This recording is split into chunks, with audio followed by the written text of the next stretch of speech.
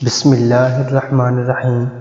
ZSH topic کے تمام ہی ناظرین کو السلام علیکم۔ ناظرین، جیسا کہ آپ کو پتہ ہے کہ ہم نے ایک سیریز کا آغاز کیا ہوا ہے جس میں ہم قرآن مجید کی بڑی بڑی صورتوں کی مختصر تعارف جو ہے وہ آپ لوگوں کے ساتھ شیئر کرتے ہیں، جو کہ امید کرتے ہیں آپ کو بہت پسند آ رہا ہوگا۔ تو آج ہم آپ کے ساتھ قرآن پاک کی سورۃ الانفال کا تعارف بیان کریں گے، جس میں جنگ بدر کا واقعہ بھی بیان کیا گیا ہے اور بھی بہت سے اللہ پاک کے احکامات بیان کیے گئے ہیں۔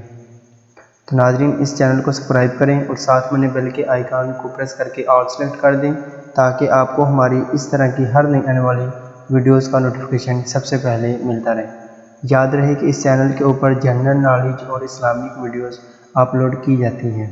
سورۃ الانفال، یہ سورت تقریباً سن 2 ہجری کے آس پاس مدینہ منورہ میں نازل ہوئی اور اس کے بیشتر مضامین جنگ بدر اور اس کے واقعات اور مسائل سے متعلق ہیں۔ یہ جنگ اسلام اور کفر کے درمیان پہلے باقاعدہ معرکے کی حیثیت رکھتی ہے، جس میں اللہ تعالیٰ نے مسلمانوں کو فتح مبین عطا فرمائی اور قریش مکہ کو ذلت آمیز شکست سے دوچار کیا۔ ناظرین، اس صورت میں اللہ تعالیٰ نے اپنے انعامات بھی یاد دلائے ہیں اور مسلمانوں نے جس جانثاری کے ساتھ یہ جنگ لڑی، اس کی ہمت افزائی کے ساتھ بعض ان کی کمزوریوں کی بھی نشاندہی فرمائی ہے جو اس جنگ میں سامنے آئیں، اور آئندہ کے لیے وہ ہدایات بھی دی گئی ہیں جو ہمیشہ مسلمانوں کی کامیابی اور فتح و نصرت کا سبب بن سکتی ہیں۔ ناظرین، جہاد اور مال غنیمت کی تقسیم کے بہت سے احکامات بھی اس صورت میں بیان کیے گئے ہیں، اور چونکہ جنگ بدر اصل میں کفار مکہ کے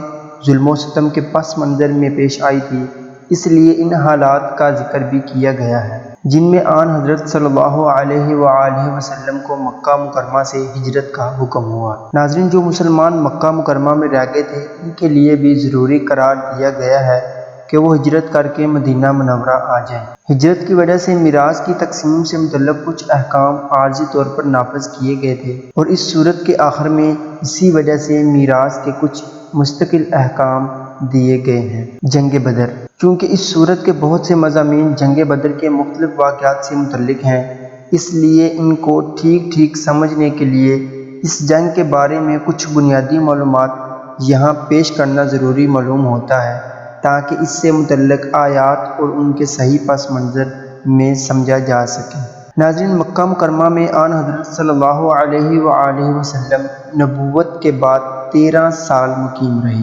اس دوران مکہ مکرمہ کے کفار نے آپ اور آپ کے جانثار صحابہ رضی اللہ تعالی عنہم کو طرح طرح سے ستانے اور ناقابل برداشت تکلیفیں پہنچانے میں کوئی کسر نہیں چھوڑی تھی۔ ناظرین، یہاں تک کہ ہجرت سے ذرا پہلے آپ صلی اللہ علیہ وآلہ وسلم کو استغفر اللہ نعوذ باللہ قتل کرنے کا باقاعدہ منصوبہ بنایا گیا، جس کا ذکر اسی صورت میں آنے والا ہے۔ ناظرین، جب آپ صلی اللہ علیہ وآلہ وسلم ہجرت کر کے مدینہ منورہ تشریف لے آئے تو کفار مکہ مسلسل اس فکر میں رہے کہ آپ کو وہاں بھی چین سے بیٹھنے نہ دیا جائے۔ انہوں نے عبداللہ بن ابی کو مدینہ منورہ میں خط لکھا کہ تم لوگوں نے محمد صلی اللہ علیہ وآلہ وسلم اور ان کے ساتھیوں کو پناہ دی ہے، اب یا تو تم انہیں پناہ دینے سے ہاتھ اٹھا لو ورنہ ہم تم پر حملہ کریں گے۔ نصار میں اوس کے قبیلے کے سردار سعد بن معاذ رضی اللہ تعالیٰ عنہ ایک مرتبہ مکہ مکرمہ گئے تو عین طواف کے دوران جب وہ طواف کر رہے تھے تو ابو جہل نے ان سے کہا کہ تم نے ہمارے دشمنوں کو پناہ دے رکھی ہے، اور اگر تم ہمارے ایک سردار کی پناہ میں نہ ہوتے تو زندہ واپس نہیں جا سکتے تھے۔ ناظرین، جس کا مطلب یہ تھا کہ آئندہ اگر مدینہ منورہ کا کوئی بھی آدمی مکہ مکرمہ آئے گا تو اسے نعوذ باللہ استغفر اللہ قتل کر دیا جائے گا۔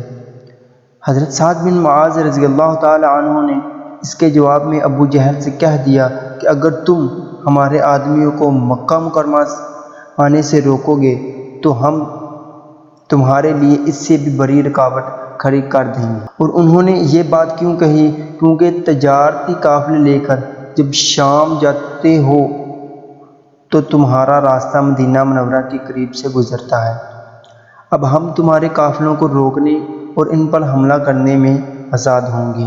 ناظرین، اس کے بعد کفار مکہ کے کچھ دستے مدینہ منورہ کے آس پاس آئے اور مسلمانوں کے مویشی لوٹ کر لے گئے۔ حالات کے اس پس منظر میں ابو سفیان، جو اس وقت کفار مکہ کا سردار تھا، ایک بڑا بھاری تجارتی قافلہ لے کر شام کی طرف روانہ ہوا۔ ناظرین، اس قافلے میں مکہ مکرمہ کے ہر مرد و عورت نے سونا چاندی جمع کر کے تجارت میں شرکت کی غرض سے بھیجنا تھا۔ یہ قافلہ شام سے 100% نفع کما کر واپس آ ہی رہا تھا۔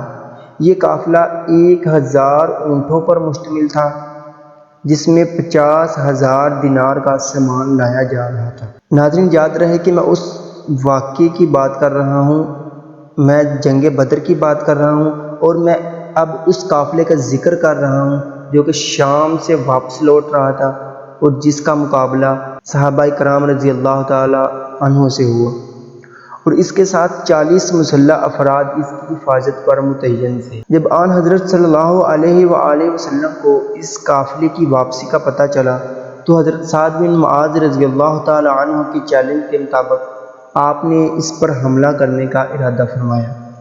اس لیے باقاعدہ سپاہیوں کی بھرتی کا موقع نہیں تھا، اس لیے وقت پر جتنے صحابہ تیار ہو سکے، ان کی تعداد 313 تھی۔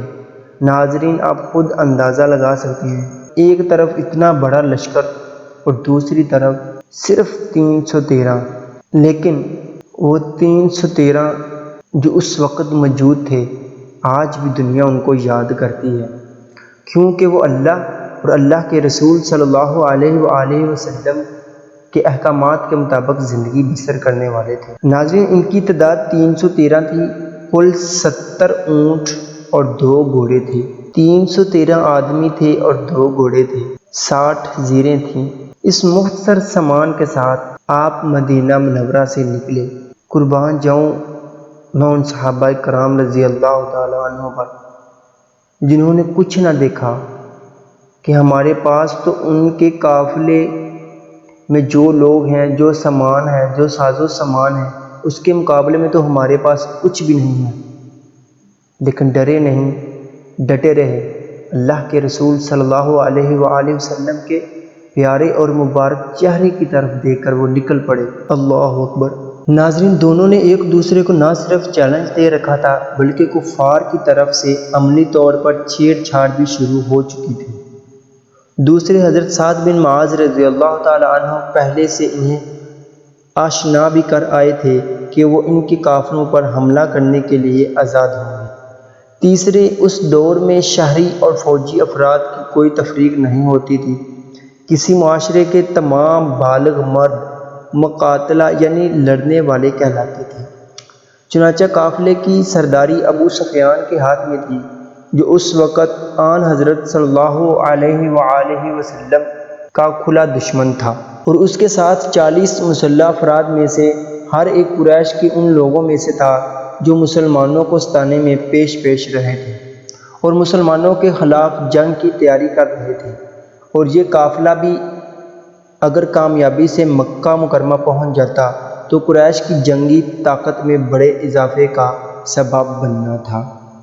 ناظرین، ان حالات میں اس کو ایک پرامن تجارتی قافلے پر حملہ قرار دینا اس وقت کے حالات سے ناواقفیت یا محض عناد کا کرشمہ ہے، اور اس کی وجہ سے ان واقعات کا انکار کرنا کسی طرح درست نہیں ہے، جو صحیح احادیث مبارکہ سے ثابت ہے۔ بہرحال، جب ابو سفیان کو آپ کے ارادے کا اندازہ ہوا تو اس نے ایک طرف ایک تیز آدمی ابو جہل کے پاس بھیج کر اس واقعے کی اطلاع دی اور اسے پورے لو لشکر کے ساتھ آپ پر حملہ کرنے کا مشورہ دیا، اور دوسری طرف اپنے قافلے کا راستہ بدل کر بحر احمر کے ساحل کی طرف نکل گیا تاکہ وہاں سے ایک چکر کاٹ کر مکہ مکرمہ پہنچ سکے۔ ابو جہل نے اس موقع کو غنیمت سمجھ کر ایک بڑا لشکر تیار کیا اور لوہے میں غرق ہو کر مدینہ منورہ کی طرف روانہ ہو گیا۔ آن حضرت صلی اللہ علیہ وآلہ وسلم کو جب پتہ چلا کہ ابو سفیان تو قافلہ لے کر نکل چکا ہے اور ابو جہل کا لشکر آ رہا ہے، تو آپ نے صحابہ کرام رضی اللہ تعالی عنہ سے مشورہ کیا۔ سب نے یہی رائے دی کہ ابو جہل سے ایک فیصلہ کن معرکہ ہو جانا ہی چاہیے۔ چنانچہ بدر کے مقام پر دونوں لشکروں کا مقابلہ ہوا۔ ناظرین، مسلمانوں کی تعداد اور ساز و سامان ابو جہل کے لشکر کے مقابلے میں کوئی حیثیت نہیں رکھتے تھے، لیکن اللہ تعالیٰ کے فضل و کرم سے مسلمانوں کو شاندار فتح ہوئی۔ ابو جہل سمیت قریش کے 70 سردار جو مسلمانوں کی دشمنی میں پیش تھے مارے گئے، اور دوسرے 70 افراد گرفتار ہوئے، اور باقی جو بچے تھے وہ میدان چھوڑ کر بھاگ کھڑے ہوئے۔ اور یہ جنگ اللہ پاک نے مسلمانوں کے حق میں قبول فرمائی۔ وہ تھے 313 جن کا پوری دنیا پر نام تھا، وہ پوری دنیا پر مسلط تھے، اور آج ہم اور آپ کروڑوں اربوں کی تعداد میں ہیں، لیکن چند کفار ہمارے اوپر مسلط ہیں۔ کیوں کہ ہم نے چھوڑ دیا اللہ کو، اس کے نبی کے احکامات کو، اس کی اس سچی کتاب کو جس کے بعد کوئی کتاب نہیں آنے والی۔ تو ناظرین، ہم نے اس سیریز کا آغاز کیا ہوا ہے اور پوری کامیابی کے ساتھ ہماری یہ سیریز جاری ہے۔ امید کرتے ہیں کہ آپ کو ہماری ویڈیو ضرور پسند آ رہی ہوگی۔ اگر ویڈیو پسند آئی ہے اس کو لائک کریں، اپنے دوستوں کے ساتھ شیئر کریں، اور ان قریب انشاءاللہ ہم پورے کے پورے قرآن پاک کا ترجمہ و تفسیر کے ساتھ اپنے اس channel ZSH Topic YouTube channel پر اپلوڈ کریں گے۔ ناظرین، جو ہماری باقی جو پچھلی صورتیں ہو چکی ہیں ان کا لنک بھی آپ کو اس ویڈیو کے ڈسکرپشن میں مل جائے گا، وہاں پہ بھی مل جائے گا، اور آپ کے موبائل یا لیپ ٹاپ کی اسکرین کی دائیں طرف اوپر کی طرف آپ کو ایک آئی کا نشان نظر آ رہا ہوگا، اس کے اوپر بھی اگر آپ کلک کریں گے تو ہماری جو پچھلی سیریز ہے ان ویڈیوز کی وہ آپ کو مل جائے گی، جہاں پر آپ کو مختصر تعارف جو ہے وہ صورتوں کے مل جائیں گے۔ ناظرین، مختصر تعارف بیان کرنے کا مقصد یہ ہوتا ہے کہ ہو سکتا ہے کہ اگر کوئی مختصر تعارف سمجھے تو اس کے دل میں بھی جذبہ ہو کہ میں پوری کی پوری صورت کو پڑھوں اور اللہ پاک کے احکامات کو سمجھوں، جانوں۔ ناظرین، اپنا بہت سارا خیال رکھیے گا، ملتے ہیں اگلی ویڈیو میں۔ اللہ حافظ۔